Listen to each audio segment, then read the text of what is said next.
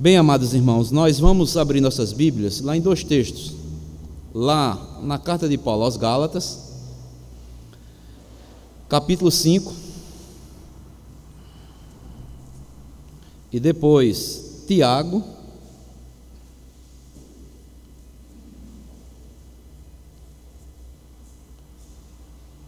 capítulo 5 também.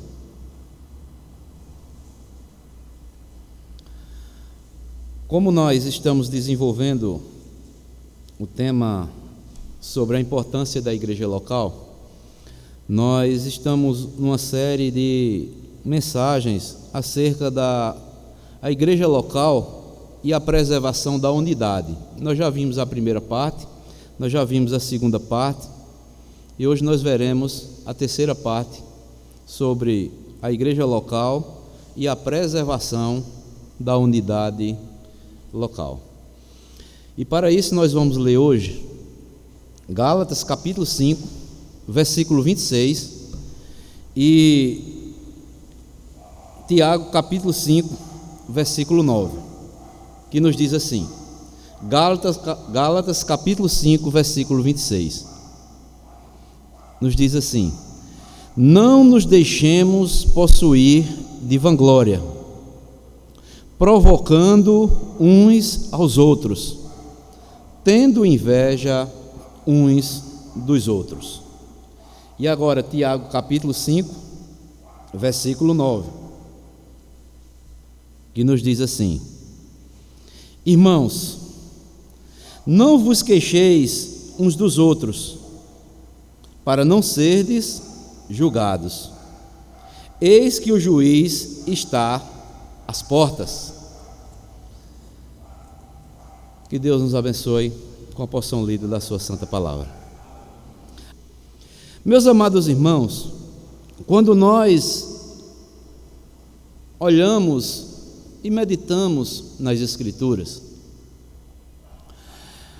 a vida cristã se desenvolve a partir de uma luta entre o velho homem e o novo homem, entre a velha e a nova natureza, entre as obras da carne e o fruto do Espírito, que está também aqui em Gálatas capítulo 5, a partir do versículo 16. Se você quiser ler em casa também, pode ler. Ou seja, a vida cristã desenvolve a partir desses dois opostos, o velho homem e o novo homem, entre a velha e a nova natureza agora que habita na vida do cristão. Portanto, podemos afirmar que viver e desenvolver a vida cristã obedecendo aos mandamentos de Deus é estarmos sempre o quê? Lutando, porque será o quê? Uma luta constante entre o velho homem e o novo homem, entre a nova e a velha natureza. Observamos que os mandamentos mútuos pelos quais nós estamos meditando todas as quartas-feiras obedecem sempre a esta divisão. Os mandamentos positivos, né, que diz: acolhei-vos uns aos outros, saudai-vos uns aos outros, cuidais uns aos outros, suportai-vos uns aos outros. Esses são os mandamentos chamados positivos, que refletem o fruto do Espírito. E os mandamentos negativos ficaram escritos para observarmos, para combatermos as obras da carne.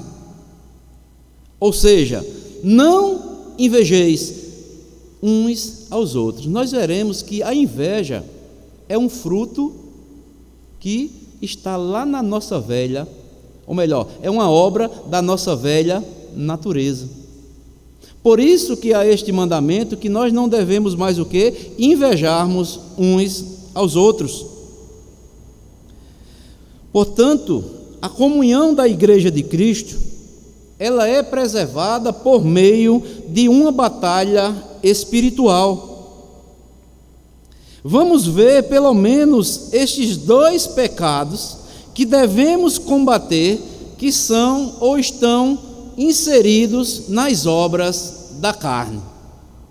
O primeiro dele é: não invejeis uns aos outros. Você pode estar até perguntando, se não estivesse escrito na Bíblia, talvez nós até duvidássemos que o quê? Que os cristãos tivessem inveja uns dos outros. Mas se está escrito aqui, quando Paulo diz: não nos deixemos possuir de vanglória, provocando uns aos outros, tendo inveja uns dos outros. Então, este mandamento que nós devemos obedecer e colocarmos em prática para a preservação da unidade da igreja local, a comunhão cristã entre nós, é: não tenha inveja uns dos outros. Infelizmente, amados irmãos, a inveja e o ciúme, eles estão presentes em todas as relações humanas e, inclusive, como Paulo diz aqui, escrevendo aos crentes da Galácia, está inclusive na igreja. Eles estão presentes na relação entre marido e mulher, irmão com irmão, companheiros de trabalho, colegas de classe, vizinhos e até entre os crentes da igreja. Podemos ver que há uma diferença entre ciúme e inveja. E qual é essa diferença? Ciúme é o temor de perder aquilo que nós temos. Ciúme é o temor de perder aquilo que temos. E inveja é totalmente diferente. Inveja é a tristeza pelo fato dos outros possuírem aquilo que nós não temos. Parece que são iguais, né? Ciúme e inveja, mas não são.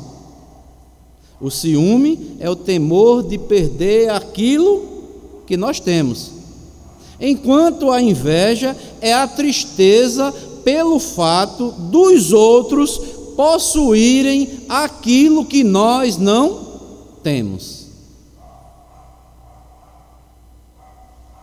Ou seja, os invejosos têm pretensões sobre algo que ele sabe que não lhe pertence, mas também não quer que pertença a outrem. O invejoso é isso.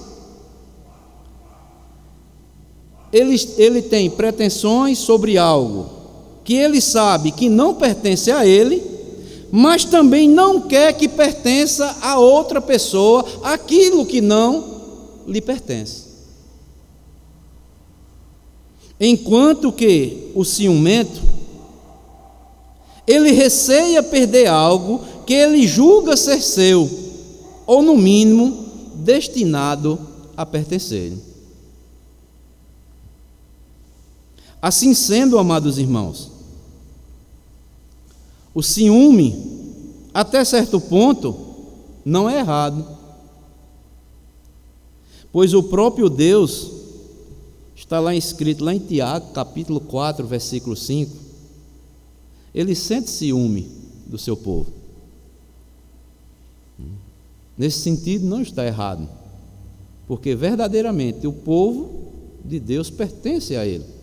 E muitas das vezes, no contexto que Paulo escreve lá, em Tiago, capítulo 4, versículo 5, é que o povo de Deus estava o quê? Se misturando com a amizade do mundo. E quando o povo de Deus tem amizade com o mundo, Deus sente ciúmes.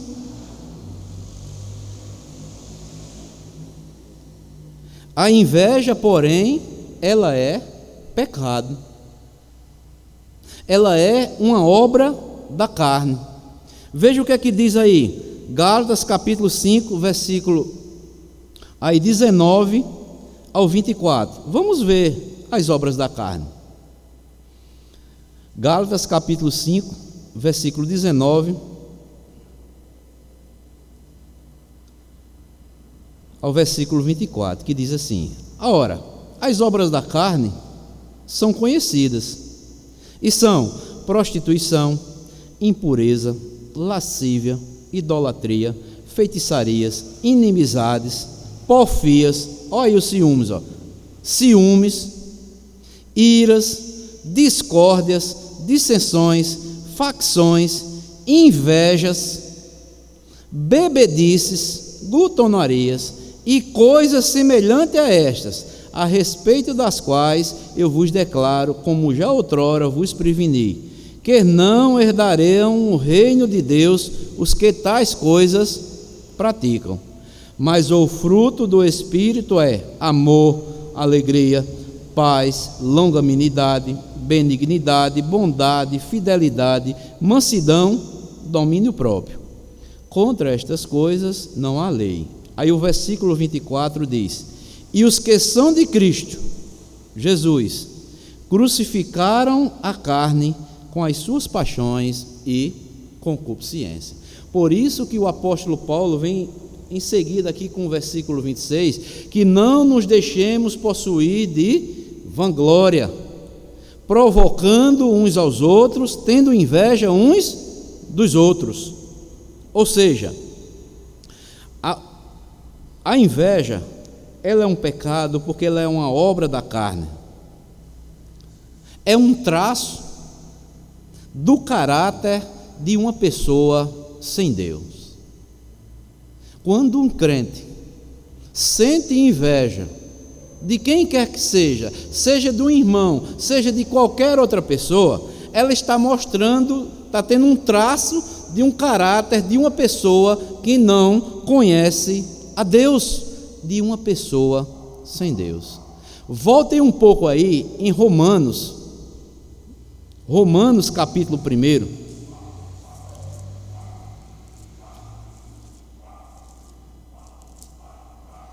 Romanos capítulo 1.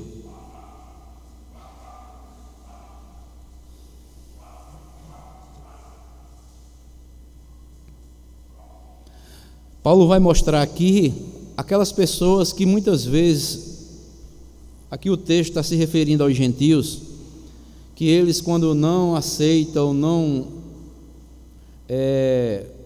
desprezam o conhecimento de Deus. Paulo vai mostrar o seguinte, veja o que é que diz o versículo 28 e o 29 do capítulo 1 de Romanos, que diz assim: e por haverem desprezado o conhecimento de Deus, o próprio Deus os entregou a uma disposição mental reprovável para praticarem coisas inconvenientes. Que coisas são essas? Daquelas pessoas que desprezam o conhecimento de Deus e se tornam reprováveis diante de Deus, cheios de toda injustiça, malícia, avareza e maldade. Olha só, possuídos de quê? De inveja, homicídios, contenda, dolo e malignidade, sendo difamadores, caluniadores, aborrecidos de Deus, insolentes, soberbos, presunçosos, inventores de males, desobedientes aos pais, insensatos, pérfidos, sem afeição natural e sem misericórdia. Então, amados irmãos, Paulo está traçando aqui aqueles que possuem o quê? Desprezam a Deus, desprezam a sua verdade, e Deus entrega esses homens ao quê? Para que eles pratiquem todo tipo de perversidade, e entre elas, esses homens são possuídos de inveja. Portanto, como eu falei anteriormente, quando um cristão, ele tem inveja, seja de um irmão, seja de quem quer que seja, ele está tendo um caráter de uma pessoa sem Deus. Porque a inveja é para aquelas pessoas que não têm o conhecimento de Deus, que desprezam os ensinamentos de Deus.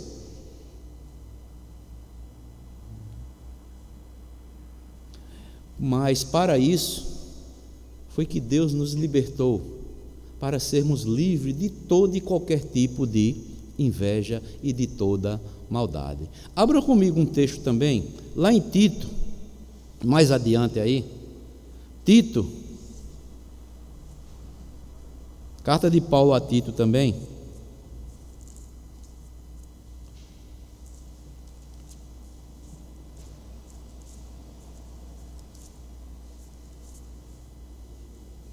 capítulo 3,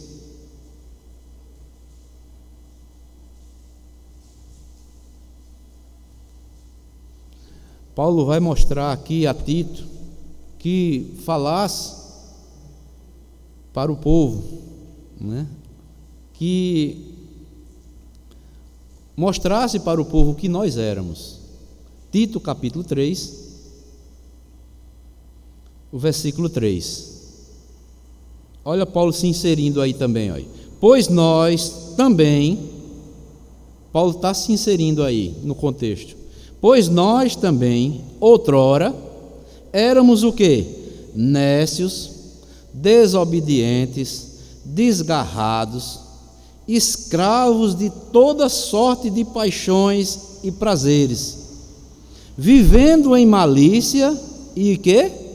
E inveja, odiosos e odiando-nos uns aos outros.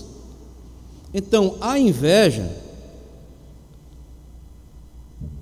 é para as pessoas que desprezam a Deus, é do caráter de pessoas que não têm Deus em suas vidas.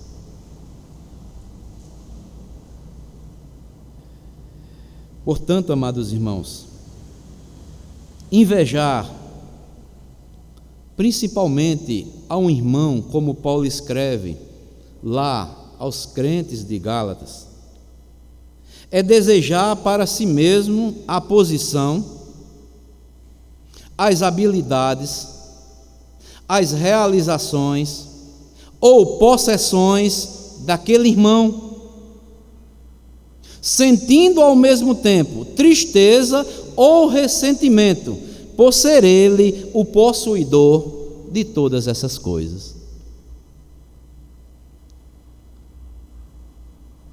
Invejar, principalmente a um irmão, é desejar para si mesmo a posição, as habilidades, as realizações ou as possessões daquele irmão, sentindo ao mesmo tempo tristeza ou ressentimento, por ser ele o possuidor dessas coisas. Amados irmãos, como nós podemos ver em muitos, há várias pessoas que sentem tristeza ou ficam ressentidas porque um irmão ou uma irmã possui algo que muitas vezes ele não possui ou ela não possui. Isso é inveja.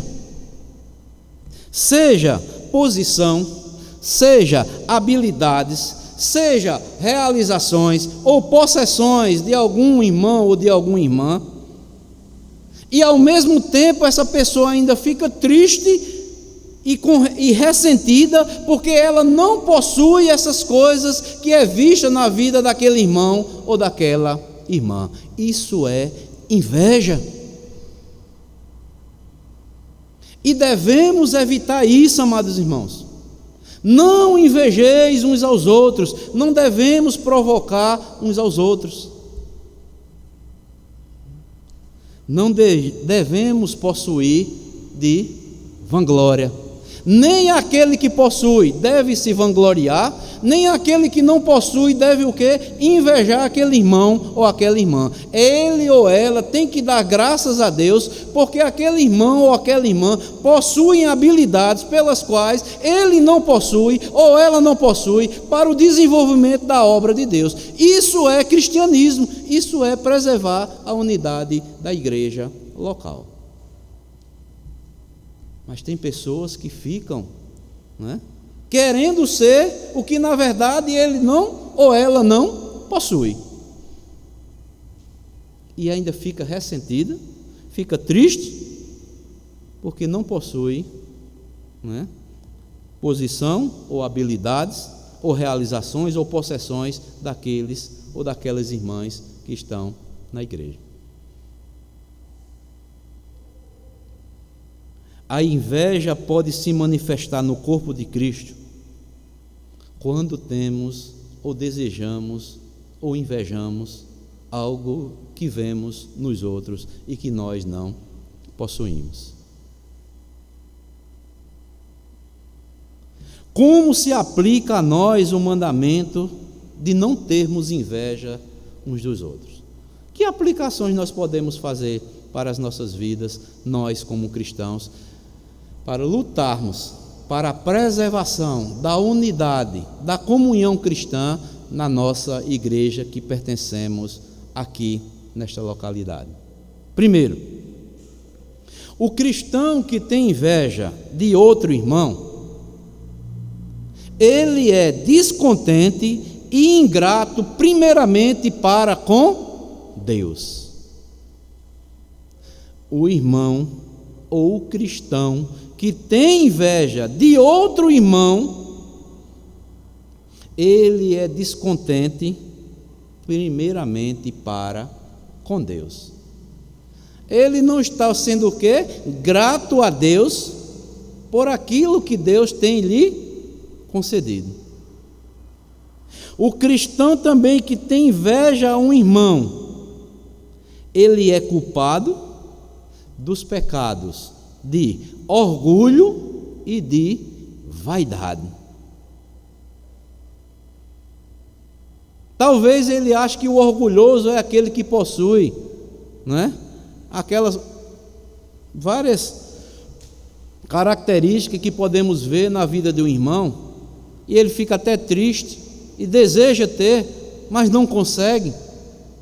Mas o cristão que tem inveja ao irmão, ele é culpado dos pecados de orgulho e vaidade. Ele é que está sendo orgulhoso e ele é que está sendo vaidoso.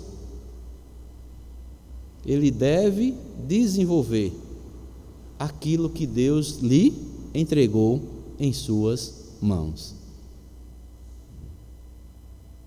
O cristão também, em terceiro lugar, que tem inveja, olha para o irmão como alguém com quem deve competir. Aí é onde que está o perigo. O cristão que tem inveja olha para o irmão ou para a irmã como alguém com quem deve competir dentro da igreja, para mostrar que ele ou ela é melhor do que ele ou ela naquela área na igreja. Isso se chama inveja. Amados irmãos, os talentos, os dons que Deus nos deu, não foi para competirmos uns com os outros, mas foi nos dado para desenvolvermos para a glória do nosso Deus. Isso é um grande perigo, amados irmãos. Alguém querer, né, competir com um irmão ou com uma irmã na área ou na função que está desenvolvendo na igreja local. Isso é inveja. A inveja já está lá no fundo ou lá dentro da sua alma. Em quarto, o cristão invejoso abre uma brecha na sua vida para ele ser usado por Satanás na igreja. O cristão que é invejoso, ele está abrindo uma brecha na sua vida para ser usado por Satanás. Veja só, amados irmãos, às vezes nós já achamos, que é uma coisa simples, a questão da inveja. Mas quando nós abrimos ou damos brecha para a inveja, lá dentro do nosso coração, nós estamos abrindo uma brecha, uma porta para Satanás, nos usar no meio do povo de Deus. É uma brecha que damos para Satanás quando nós invejamos uns aos outros. O cristão, em quinto lugar, o cristão invejoso está em seu processo de autodestruição. Ele está se destruindo e pode também destruir outras pessoas e até a obra de Deus.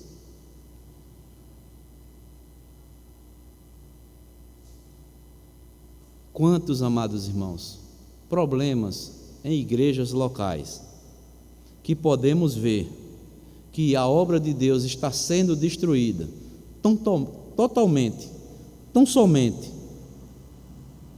por causa da inveja.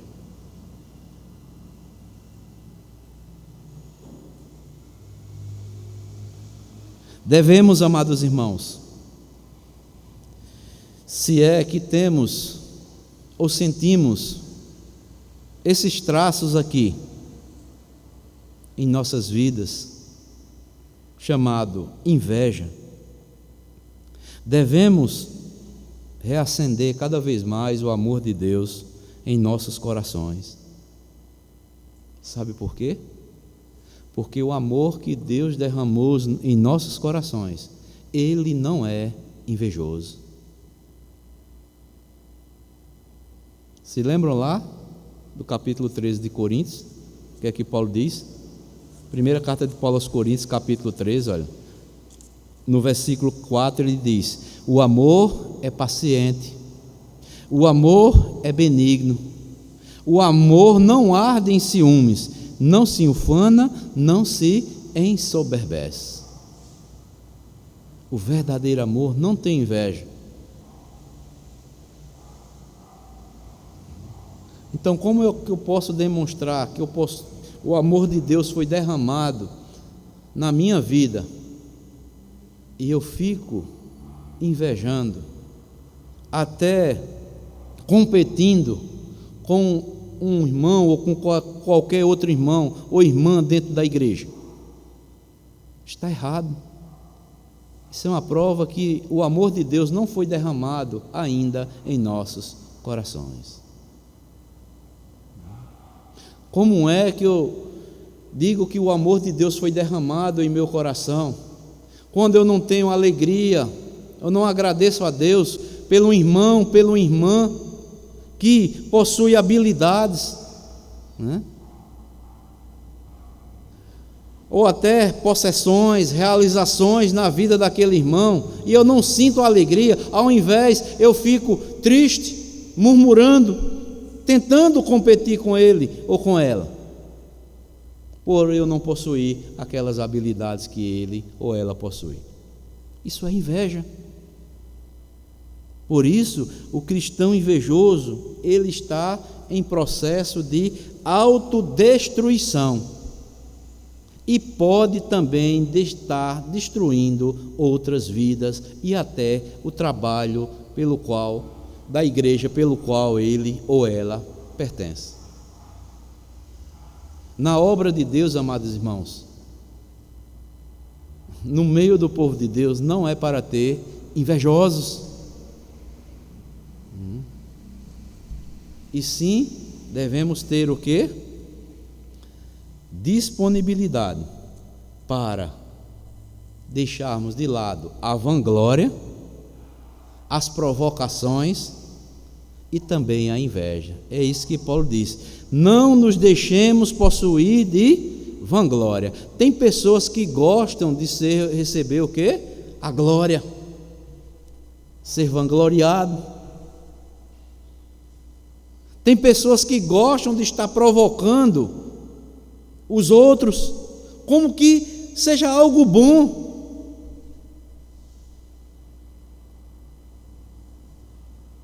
E até invejando. É uma prova que esse pode ter o nome de cristão, mas se ele continua e não se corrige deste tão grave pecado e não obedece esse mandamento chamado inveja, não deixa este pecado chamado inveja, ele está tendo um traço e um caráter de pessoa que nunca conheceu a Deus, que não tem Deus em sua vida, que está desprezando os ensinamentos da palavra de Deus. Não invejeis uns aos outros. Paulo está falando aqui para os cristãos. Mas vem o segundo mandamento que eu quero destacar aqui, para a preservação da unidade e a comunhão na igreja local. Está lá em Tiago capítulo 5, versículo 9. Tiago capítulo 5, versículo 9. Tiago ordena: irmãos, não vos queixeis uns dos outros. Eu acho interessante que ele bota aqui, olha, para não seres julgados. Eis que o juiz está às portas. O que é queixar? Se queixar é murmurar, como nós já vimos em outras mensagens aqui anteriores.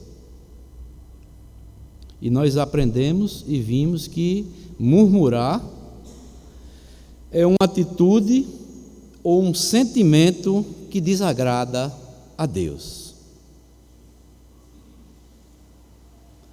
Mas, meus irmãos, como é que pode surgir a murmuração, quando ele diz aqui, irmão, não vos queixeis uns aos outros?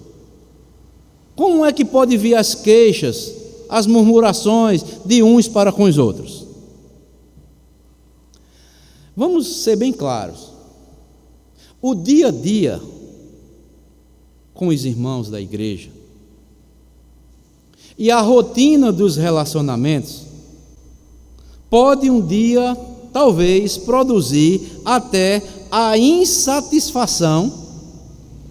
Aí vai surgir os queixumes e as murmurações. Queixar-se de um irmão é o mesmo que expressar geralmente. Como é que começam os queixumes? Começa com uma conversa reservada, às escondidas da pessoa criticada, descontentamento, impaciência ou desagrado com aquela pessoa. O queixume pode ter início por essas atitudes. Às vezes, expressamos uma conversa reservada, mas nem todas as conversas reservadas, às vezes pode ser o queixume, mas muitas delas é alguém se queixando de algo ou de alguém. Isso se faz às escondidas daquela pessoa que está sendo criticada, onde vai mostrar descontentamento, impaciência e desagrado com aquela pessoa.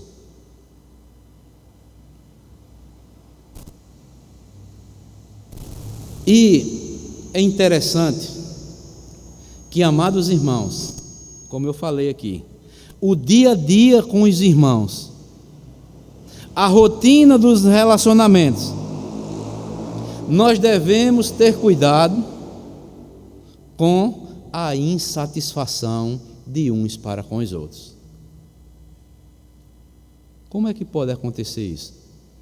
Podemos até se nós não estivermos aos pés do Senhor, por uma palavra, por uma atitude do irmão, por um gesto, ou talvez muitas coisas que os nossos olhos veem, mas na verdade não são aquilo que nós vemos ou imaginamos, pode surgir o queixume, a murmuração, o descontentamento com o irmão ou com a irmã. Nós temos que ter cuidado com isso.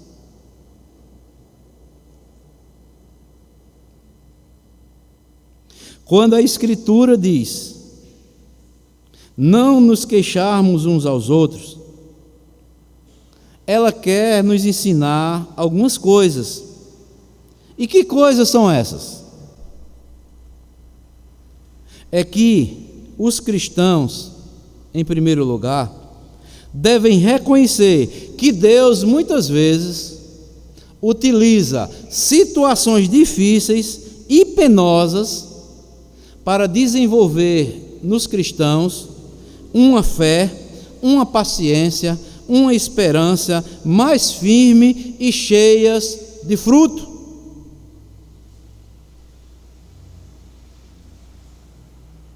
Será que nós somos pacientes mesmo uns com os outros, como Deus é conosco?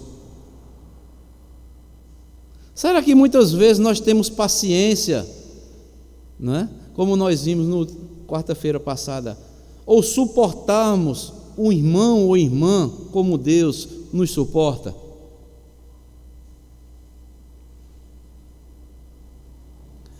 Quando você lê aqui Tiago, lá no início, capítulo 1, o versículo 2 e o versículo 3, muitas vezes são provações para as nossas vidas. Sabendo que a aprovação da vossa fé, uma vez confirmada, produzirá o quê? Perseverança. Ora, a perseverança deve ter o quê? Ação completa, para que sejais o quê? Perfeitos e íntegros e em nada deficientes.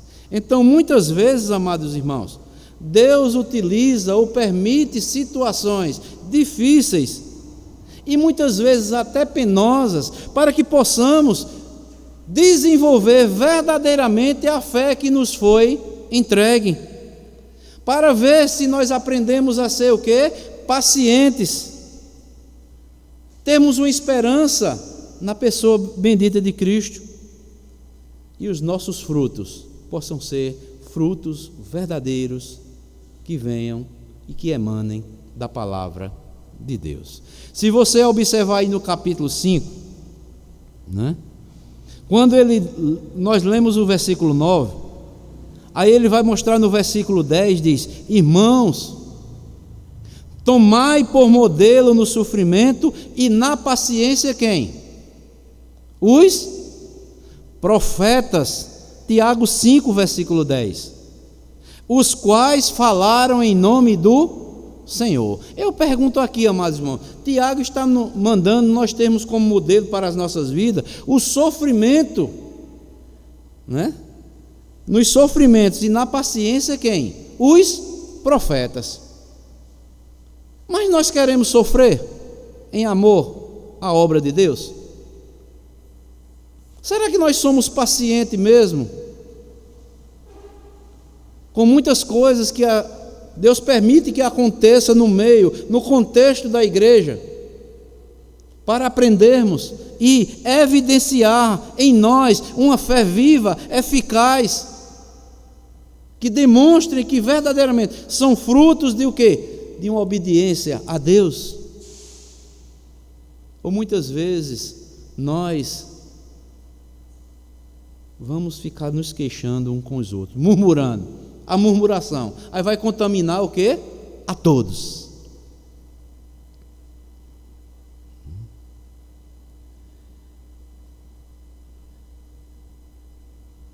Mas também, os cristãos na conversa com terceiros, aqui é outra coisa interessante, amados irmãos, não devem acusar os irmãos de ter causado ou intensificado as situações difíceis ou irritantes em que se encontram.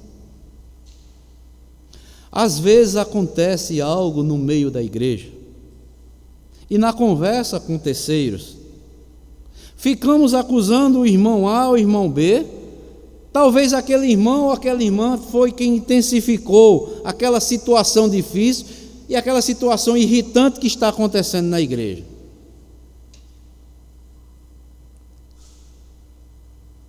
Aí vai surgir o quê? Os queixumes e as murmurações. Mas Tiago diz, Tiago 1, versículo 19. Olha que lição para as nossas vidas. Tiago capítulo 1, versículo 19. Saber estas coisas, meus amados irmãos. Todo homem, pois, seja pronto para ouvir, tardio para falar e tardio para se irar. Às vezes, quando acontecem, né,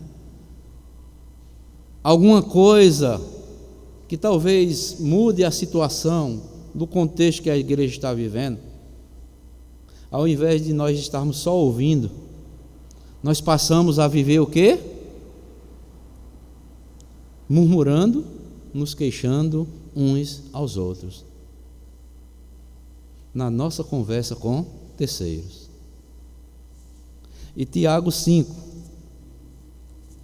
versículo 11, tomando o exemplo dos profetas, ele diz: eis que temos por felizes os que perseveraram firmes.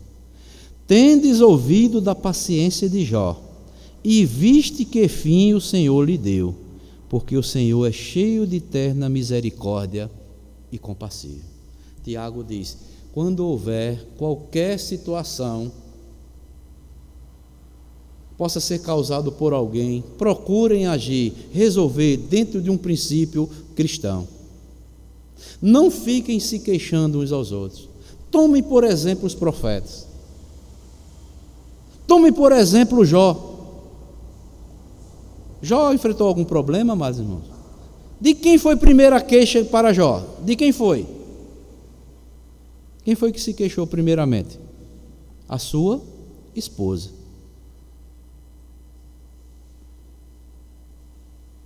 Amaldiçoa esse teu Deus e morre. Foi se queixar para Jó da situação pelo qual estava passando. Aí eu pergunto: quem dentre nós suportaria o sofrimento que Jó enfrentou? Mas Jó não aceitou o queixume, a murmuração da sua mulher por aquela situação.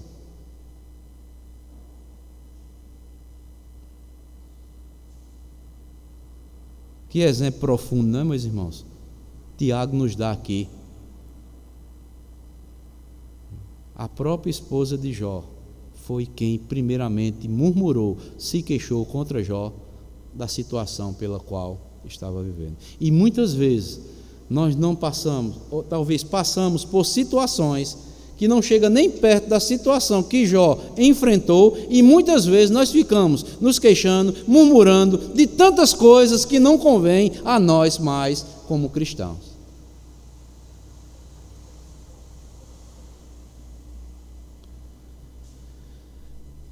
E outra aplicação também, amados irmãos. Quando um cristão sofre por qualquer motivo, mesmo que outro irmão tenha sido o causador, ele não deve queixar ou resmungar. Pelo contrário, ele deve orar, confiando no Senhor, para agir em auxílio daquele irmão que causou, seja o que foi, ali no contexto que estão vivendo. Tiago vai dizer aí também, versículo 13, capítulo 5, versículo 13. Está alguém de vós sofrendo? Faça oração. Está alguém alegre? Cante louvores. Mas se o irmão causou aquela situação desagradável, vamos tentar corrigir, vamos orar a Deus e resolver dentro de um espírito cristão, e Deus vai reverter toda e qualquer situação. Mas muitas vezes nós ficamos só apenas murmurando, nos queixando, e ficamos agindo na carne e vamos pecar contra Deus. Aí vem o pecado da murmuração.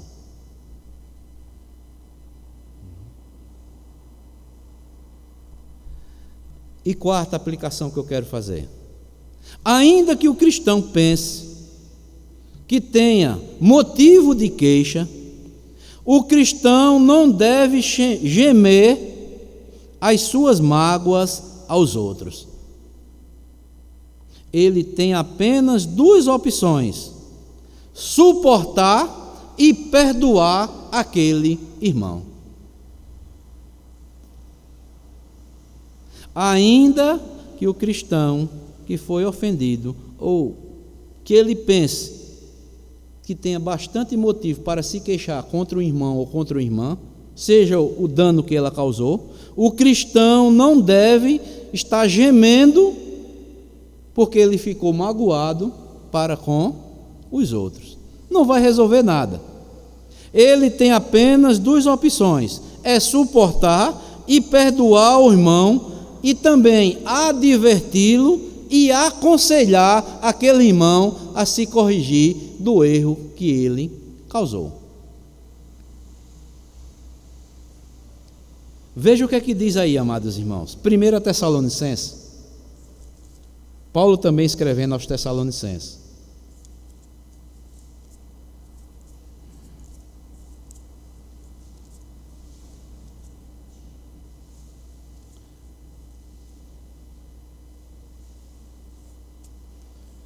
Capítulo 5,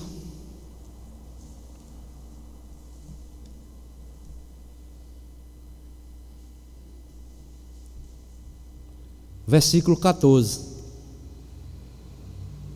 que diz: exortamos também, irmãos, a que ademoesteis os insubmissos, consolei os desanimados, ampareis os fracos, e sejais longânimos para com quem? Com todos. Os insubmissos, ademoeste. Os desanimados, consolem. Os fracos, amparem. E sejam longânimos para com todos. Os irmãos estão observando, amados irmãos, às vezes, um mandamento que nós achamos que é insignificante: não invejeis uns aos outros, não vos queixeis uns aos outros. Quando nós vamos para as Escrituras, amados irmãos, temos que estar clamando a Deus, misericórdia a Deus. Eu digo a começar de mim mesmo, porque muitas vezes nós caímos em muitos erros e somos levados pela velha natureza a querermos agir conforme a nossa natureza pecaminosa. Mas temos que agir conforme a palavra de Deus. Suportem, perdoem aos irmãos, advirtam, aconselhem, né? Aqueles que estão desanimados, consolem. Mesmo aqueles insubmissos que não querem se submeter à verdade, aquilo que a palavra de Deus ensina, mas exortem. E sejam longânimos. O que é longânimos? Seja paciente, descanse em Deus, tenha a atitude de um verdadeiro filho de Deus. Sabe por quê, meus amados? Deus é muito longânimo conosco. Deus é paciente. Como Deus nos adverte? E muitas vezes nós tropeçamos, erramos, sabemos de um mandamento, de um ensinamento que Deus nos deu. Lá no início da nossa conversão, nós aprendemos lá na escola bíblica dominical, nós vimos na classe de catecúmeno, fomos preparados, fomos batizados, coisa que nós conhecemos no início, quando nós conhecemos a fé evangélica. E depois de 10, 15, 20, 30 anos de evangelho, nós tropeçamos naquela mesma coisinha. E Deus é longânimo. Ele nos ademoesta com paciência. Muitas vezes estamos desanimados, Ele vem e nos consola. E por que também nós não devemos agir assim de uns para com os outros?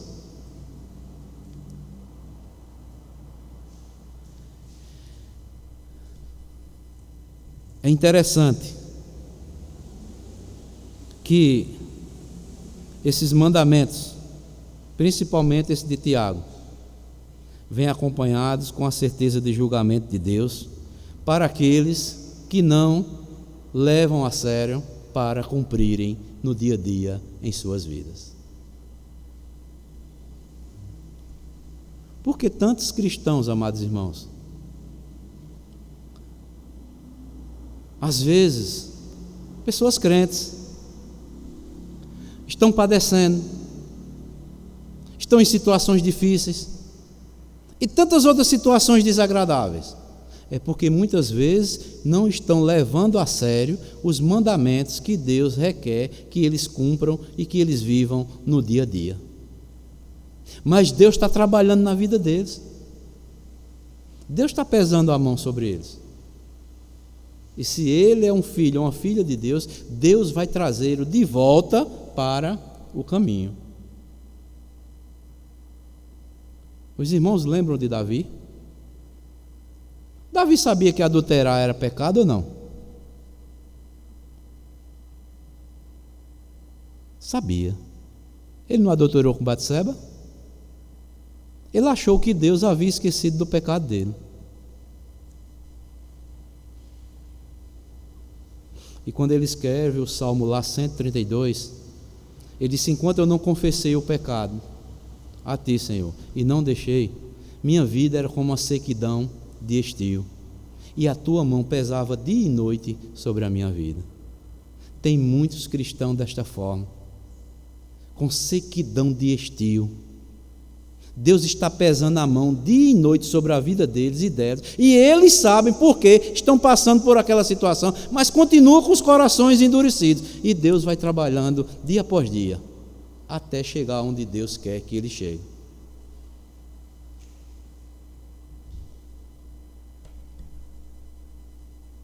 Até que um dia, depois mais ou menos de 1 ano e 4 meses, Deus envia o profeta Natã para mostrar toda a verdade a Davi. Aí ele confessa e assim deixa. Quantos cristãos passam anos e anos sabendo que estão em pecados, estão em desobediência para com Deus, estão em falta para com Deus, são invejosos, só vivem se queixando, murmurando e murmurando até para o ímpio. É uma das maiores vergonhas, amados irmãos, é um cristão estar murmurando para um ímpio, se queixando da sua vida para um ímpio. Isso é um dos maiores pecados, é fazer do seu Deus um Deus que não é nada.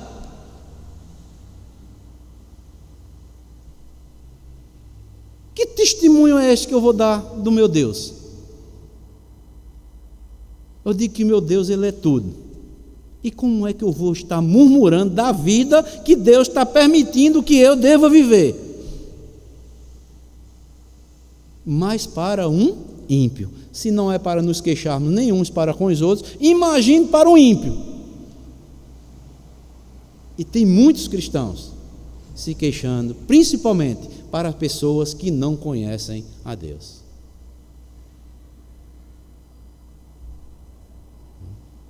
Então, meus amados irmãos, que Deus nos ajude com a sua graça, com o seu amor, com a paciência que Ele tem conosco, porque Ele é longânimo. Agora fica uma verdade acerca desses 2 mandamentos: não tenhamos inveja uns dos outros, não nos queixemos uns aos outros. E quando aquele que ensina, aquele que prega a palavra de Deus, eu me vendo, digo: Senhor, tenha misericórdia de mim. Porque às vezes as pessoas acham, porque você é um pastor, você não pode falhar. Pastor, ele diz, a Bíblia diz que ele tem que ser irrepreensível. Irrepreensível no sentido, não é que ele seja perfeito, mas ele tem que fazer de tudo para não ser repreendido por ninguém. Mas o pastor também tem o quê? Suas fraquezas. Todos os pastores têm.